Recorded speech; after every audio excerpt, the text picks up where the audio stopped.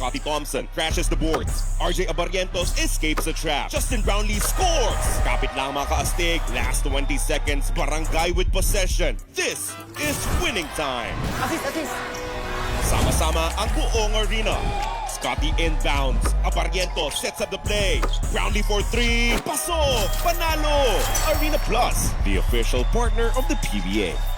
Sama-sama manood, manalo, magsaya. Sama-sama sa arena. Know when to stop. Chika sa Arena!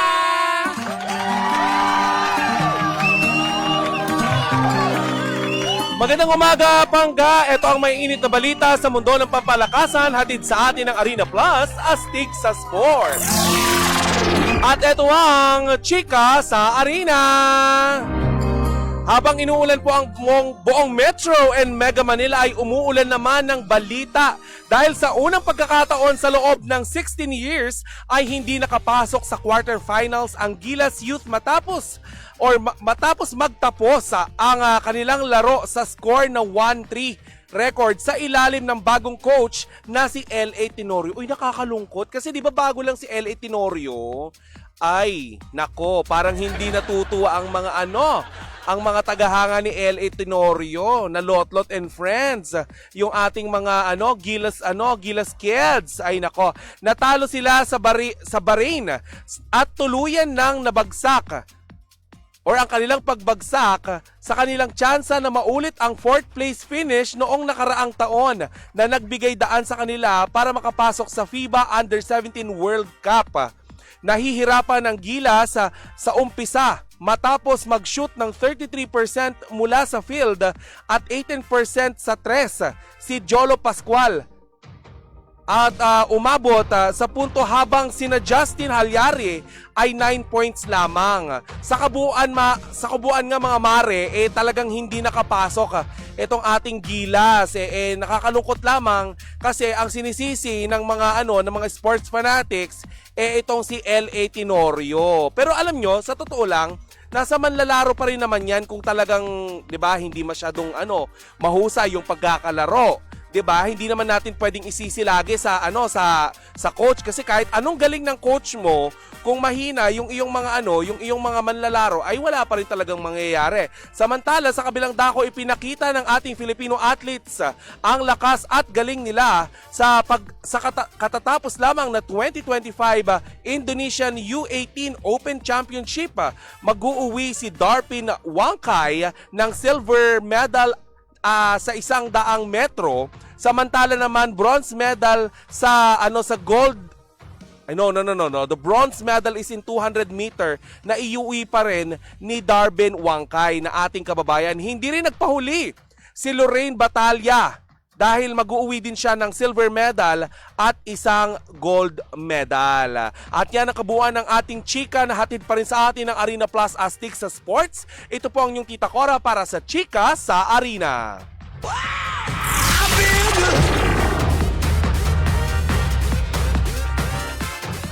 Brownlee for 3. Pasok! Panalo! Arena Plus, the official partner of the PBA. Sama-sama manood, manalo, magsaya, sama-sama sa arena. Play now at arenaplus.ph. For more information, visit www.pagcor.ph/regulatory or email responsiblegaming@pagcor.ph. Gaming for 21 years old and above only. Gambling can be addictive. Know when to stop. Cheers, miss! Gabaglita! With Tita Cora and Kapitana Sisa. Same pero iba. We are number 106.7 Energy FM. Panggawag mong sabihin radyo, sabihin mo Energy! Good morning Metro and Mega Manila.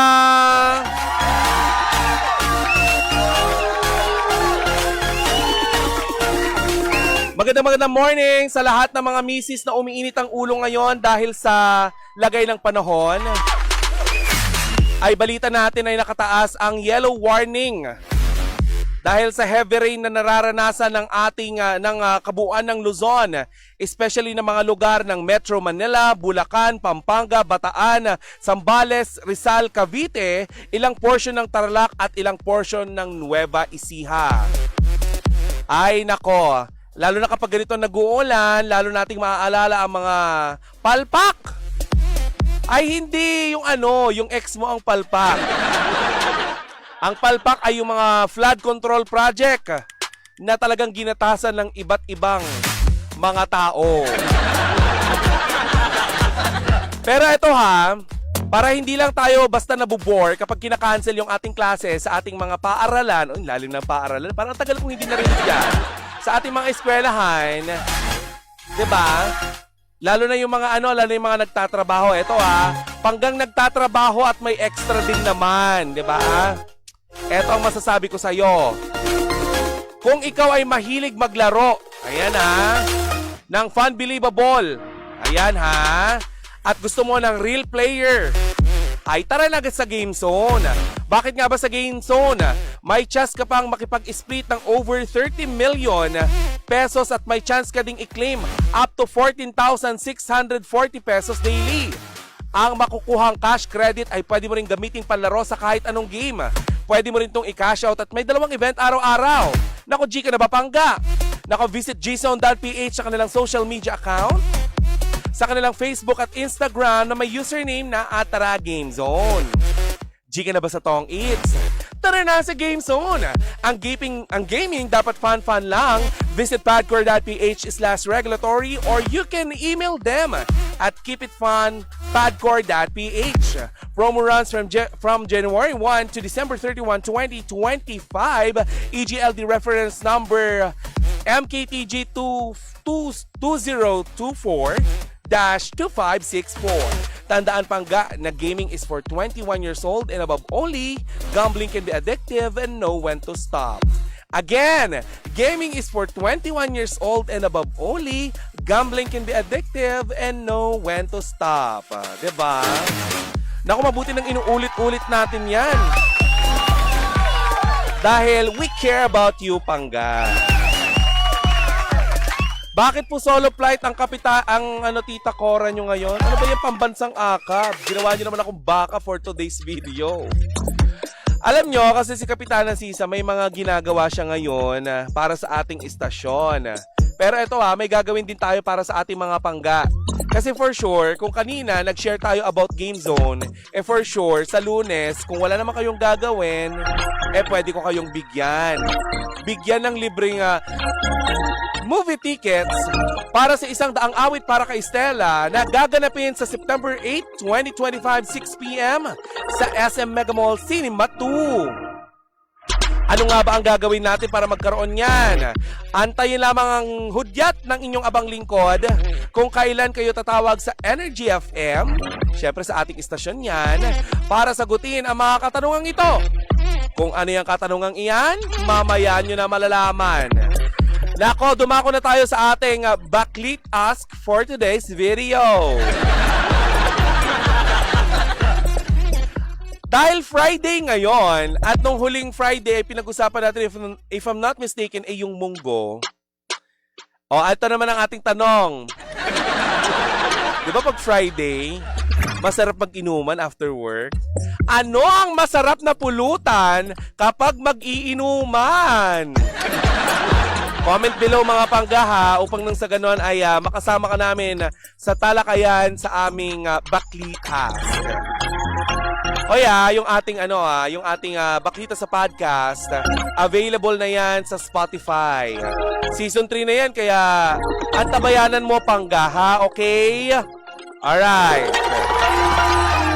Pero ito ang alright naman dahil aura naman ang pag-uusapan natin. Hindi aura ng mga lalaki pero aura Briguela. Mabilis na nag-guess at ang naging sagot ni Aura Briguela nang tanungin sa interview ng isang sikat na social media influencer. Sino kayang influencer ito? Diba? Na si Kilya Kosh. Kilya Kosh.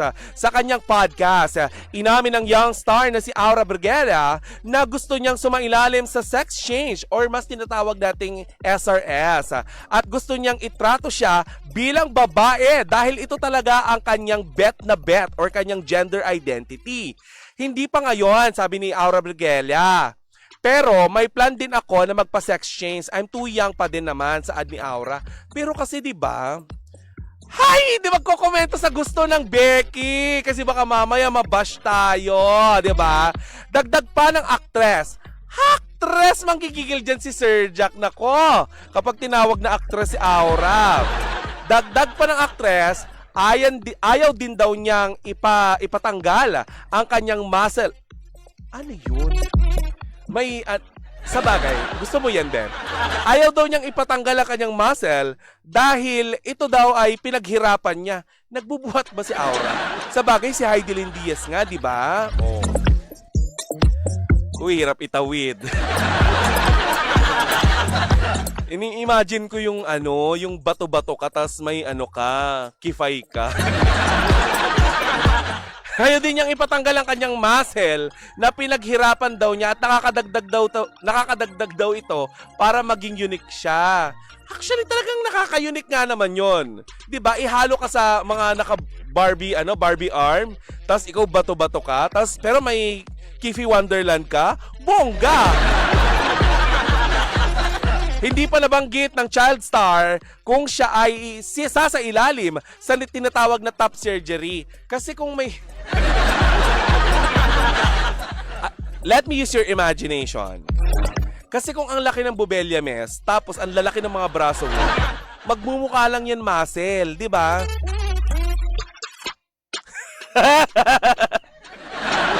Pero Nakshi, Aura, alam mo, kung ako sa'yo, nag-hormones kaya si Aura? Siguro naman nag-hormones na yan kasi may mga pang-bisong na yung hormones. Kinukonsinti ko yung pag-transition ni Aura kasi nararamdaman ko yung nararamdaman niya. Pero kasi, syempre hindi maiaalis sa madlang people na tanungin siya, bakit? Diba? Bakit magpapagirl? Kung pwede naman magpagong, charing, eme. Hindi natin ino-okra yan sa Aura. Beautiful yan, tsaka matalino. FYI, graduate yan ha, at matataas ang grado, di ba? O mamaya, sasabihin na naman ng mga ngungolya dyan, di ba? Bakit actress ang itinawag nyo? Bakit hindi aktor? Mga ganyan-ganyan. Alam mo naman yung mga yung mga basher ng ngongo. Tama ba yung sinabi ko? Ay, hindi pala ngongo. Mimi. Mimiyak. Charing! Ay, pero no offense sa lahat ng mga gusto magpa-girl, okay lang yan. Basta nanggagaling sa pinaghihirapan mo, yung pag-transition mo. Kasi kung aasa ka sa magulang mo, ang tawag sa'yo ay Nepo Baby! Nepo Baby ka na, ang pangit pa ng fashion style mo. Sabi ni Bretman Rax, paano? Pero sino kayo yung pinapatungkulan ni Bretman Rax, no? Yung kaya yung yung masyuas yung yung kanyang... Hoy, mataas din yung ko ha, yung aking bewang. Kaya minsan tinatawag akong Daddy Long Legs. Bakit ganun? Kasi daw hanggang liig daw yung aking waistline. O hindi naman siguro ako yung pinatutungkulan ni Bretman. Eto, tayo. Magbasa tayo ng ilang komento. Pwede ba magpapalit sila, na di ginagamit, Pwede ba magpalit sila ng di ginagamit wrong spelling is wrong! Ang gulo! Magulo na ang buhay!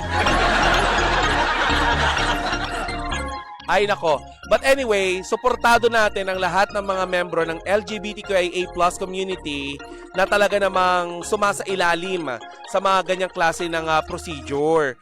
Kung trip mo yan, di ba? Trip mo na wag tanggalin yung yung muscle mo, tapos gusto mo na may na may Kiffy Wonderland, why not? Go ahead, di ba? May biyak-biyak din naman ang ang palaya. At saka ang kamachilim, ha? I love Aura. Sobrang tumatak sa akin yung tumambling split siya tapos nahulog yung sa stage siya ng Araneta. Naalala niyo ba 'yon? Nahulog ba siya noon? Sinadya niya talaga mag-tumbling split doon. Yung bumaldog siya sa sahig. Doon ko talaga napatuloy. Sabi ko, ang husay sumayaw ng bata na to. Sobrang talented. Daddy no legs ka daw. Hindi daddy long legs. Yes, Mario Palmera, inggitero. Walang gamot sa inggit. Bakla. Doon sa malayo, nanggigigil ako sa'yo. Sama mo si New Kirat. At saka si QD na nag-warla. Diyos ko, may series yung away. But anyway, kay Aura Briguela naman, may mga nakapila naman daw yung proyekto. Abangan na lang natin kasi may mga gagawin niyang proyekto this 2025. According sa mga nakakalap nating balita. Kung ano man yan, sabay-sabay nating hintayin. Alam naman, pangunahan natin siya. Well, eto, tanungin natin. Tanong ko sa inyo mga pangga. Ano ba yung mga pwedeng gawin na i-remake ni Aura Briguela? Yung nanay niya kasi na si Meme Vice Ganda ay ano ba tawag doon? Petrang Kabayo, which is pangalawa siya kay Roderick Paulate. O ano pa yung mga pwedeng gawin ni Aura Briguela? Bakit hindi niya gawin yung kampanerang hindi Cuba? Siyempre may muscle siya. Kampanerang Borta. O kaya ano pa ba? Kasi, di ba? Ayaw niya magpatanggal ng muscle. 'Di ba? Pero gusto niya, may muscle siya pero magpapa-sex reassignment siya. Ano pa ba ang pwedeng gawin? Bukod doon sa Kampanerang Cuba. Inday Barbell? Hindi Inday Bote. I-remake niya yung buhay ni Carlos Yulo. Ha? Remake ng She-Man, sabi dito ni Emerson Cortez ng Antipolo City. Na estudyante ng ICCT. Akala mo hindi ko mabanggitin? Ay, pero pangga, eto kanya-kanya naman tayo ng choice. Uulitin ko lang, depende na lang yan sa'yo kung ano ang trip mo sa buhay. Ang importante, galing yan sa pinag-aralan mo. Or galing yan sa pinagpaguran mo. Actually, itong si Aura, mabuting ihemplo to ng kabataan kasi kung maalala nyo, siya ang nagpaaral sa kanyang ama. And wakebs, kung gusto man niya magpalagay man, di ba, ng flood control sa bahay nila. Basta pera niya. Wakebs din tayo kung gusto niya magka-Kifi Wonderland at sangkatutak na bangul-bangul sa kanyang braso. I-remake niya yung riot sa Pobla. Mario Palmera, bastos ka. Bastos ka, ipapakontempt kita. Wag ganon. Diba? Mario Palmera, ito yung mga nyo, Captain Barbie. Uy, pwede yun, no? Bago yun, Captain Barbie. Uy, ang cute nun. Aura Briguela, pag-isipan mo yun, Beb. Kapag Captain Barbie, tas pink ka, tas Captain Barbol. Barbol. O kaya Gogol. Luxury. Washing machine. Sugar rush. Brownie James daw, sabi ni Mario Palmera, ay wag ganyan, wag kayong masyadong bad. Grabe, sobrang bad nyo na talaga. Die beautiful daw, pero hindi daw magpapalit ng outfit, sabi ni Dame. Patay lang lagi. Uy, wag naman ganon. Bakit ba kanyang kayo? Gawa siya ng movie, ang title ay Barumbading. Directed by Kuya Chico. Written by Tita Cora. Execute, starring Aura Briguela. Inihahandog ng Seiko Film. Ang isa sa pinakabortang aktor / aktres sa pinilakang tabing. Aura Briguela bilang Barumbading. Directed by Kuya Chico of 106.7 Energy FM. Ay, nako kung ano nang ano nyo dyan. Captain Barbilat. Kasi Kasi may kipi pie na siya noon that time, no? Ay nako, pangga magpapaalam muna ako sa inyo, maghahanap buhay muna tayo kasi mamaya sa aking pagbabalik, mamimigay ako ng 5 ticket para sa 100 awit para kay Stella na gaganapin sa September 8, 2025, 6 p.m. sa SM Mega Mall Cinema 2. And of course, ang 100 awit para kay Stella ay mula sa Viva Film. Patikim ng brownie daw, sabi. Mga salbahe! Huwag niyong ginaganyan yung yung bata. Bata pa si Aura. Alam mo, pwede pa magbago kung ano yung mga gusto niyang gawin. 'Di ba? Pwede pang ayaw kung hindi siya magpapatabas ng ng Noches Marie. Carry lang naman, 'di ba? Ako din naman. Pero ang tanong ko sa mga sumali ng mandirigma, kasi si Juliana Parescova Segovia, di ba? Sinabi niya dun sa doktor from Thailand na hindi daw niya i-avail kung sakaling makuha daw niya yung yung prize na pagpapa-SRS. Hindi daw niya i-avail kasi gusto pa rin daw niya na may Noches Marie. Kanino niya ipapagamit yun? Ay, bigay mo na lang yan kay Aura. Di ba? Okay, ibenta mo yan. Pwede yan ibenta eh. Baka transferable naman yan. Ay, malalaman natin yan kung ibibigay ba ni ibibigay ba yan ni Juliana kung kanino. Si Daryl Yap po ang direktor din, sabi ni ni Mart sa Barumbadings. Ay, hindi, gusto kong direktor si Kuya Chico. Sabi ko nga kanina, directed by Kuya Chico of 106.7 Energy FM. Ganon! O siya, mamaya magbabalik pa rin ako. Dahil ito pa rin ang istasyong same, pero... Iba! Pangga, we are number 106.7 Energy. Energy FM. Huwag mong sabihin radyo, sabihin mo!